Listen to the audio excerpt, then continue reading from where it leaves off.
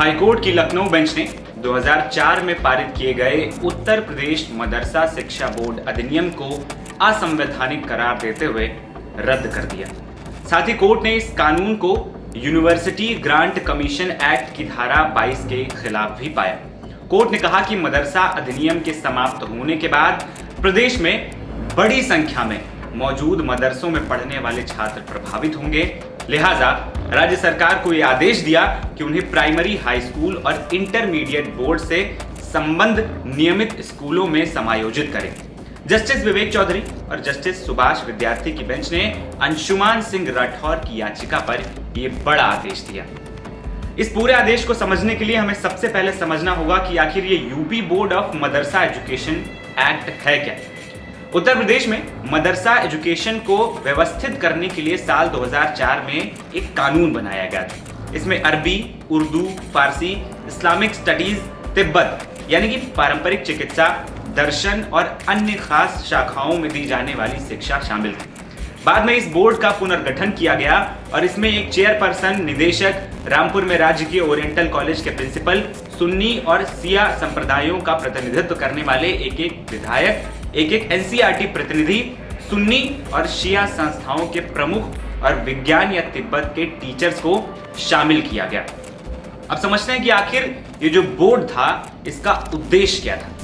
मदरसा education act के मुताबिक board का काम यूजी यानी कि कामिल और पीजी यानी कि फाजिल डिग्री, डिप्लोमा, सर्टिफिकेट कोर्स और अन्य शैक्षिक गतिविधियां प्रदान करना है। इसके साथ ही मुंशी और मौलवी आलिम कोर्स की परीक्षा भी आयोजित कराना बोर्ड की जिम्मेदारी, यानी 10वीं और 12वीं की परीक्षा भी ये बोर्ड आयोजित कराता था। बोर्ड को तहतानिया, फौकवानिया, मुंशी, मौलवी, आलिम, कामिल और फाजिल के लिए पाठ्यक्रम, पुस्तकें, संदर्भ पुस्तकें और अन्य शिक्षण सामग्री निर्धारित करने का भी आदेश दिया गया था। यानी कि ये जो बच्चों को किताबें मिलती थी, उन्हें क्या पढ़ाया जाएगा, कौन सी पुस्तकें होंगी, चाहे वो 10वीं की बात हो, 12वीं की बात हो, ये सब निर्धारित करने का काम इस बोर्ड का था। अब समझते हैं कि आखिर अब धीरे धीरे कैसे मदरसा की शिक्षा जो है वो बदली। दरअसल साल 2017 में सत्ता में बीजेपी की नेतृत्व वाली सरकार आई, जिसमें योगी आदित्यनाथ को मुख्यमंत्री बनाया गया, जिन्होंने एनसीईआरटी पर आधारित पाठ्यक्रम को बढ़ावा देना शुरू किया। मदरसों को अत्याधुनिक बनाने पर सरकार की खास नजर थी। पिछले साल सरकार ने 1275 मदरसों को कंप्यूटर से लैस किया, 7442 संस्थाओं में बुक बैंक स्थापित किए। इसके साथ ही व्यापक रूप से साइंस, मैथ्स किट भी बांटे।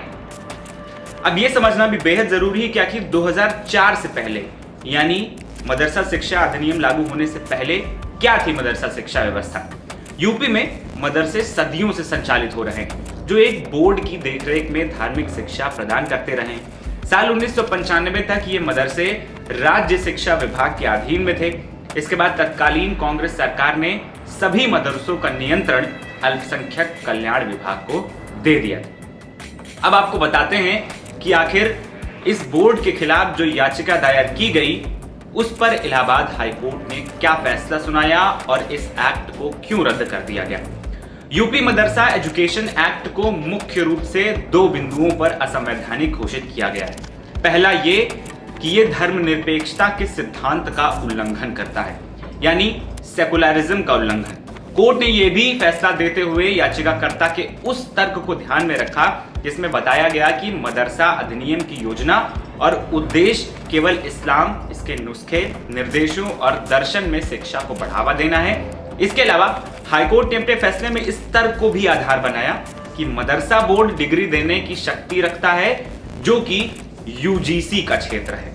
अब बात करते हैं कि आखिर इस फैसले का मदरसों की शिक्षा पर क्या असर पड़ेगा। इलाहाबाद हाईकोर्ट के इस आदेश का असर यूपी के 13,329 पंजीकृत मदरसों में पढ़ने वाले 15.75 लाख बच्चों पर पड़ेगा। बोर्ड के अनुसार 33,689 शिक्षक मदरसों से जुड़े हैं, जिनमें से 9,646 सरकारी वित्त पोषित। राज्य के मदरसों में 13,239 गैर शिक्षक कर्मचारी हैं, जिनके लिए संकट होगा। लेकिन देखना यह होगा कि सरकार कोर्ट के आदेश का किस प्रकार से पालन कर प्रभावित लोगों के भविष्य को खराब होने से बचाती है। साथ ही बच्चों को भी सरकारी स्कूलों में दाखिला दिलवाती है, ताकि उनकी भी शिक्षा प्रभावित न हो। मेरा नाम है आदर्श और आप देख रहे थे एनबीटी ऑनलाइन। नमस्कार।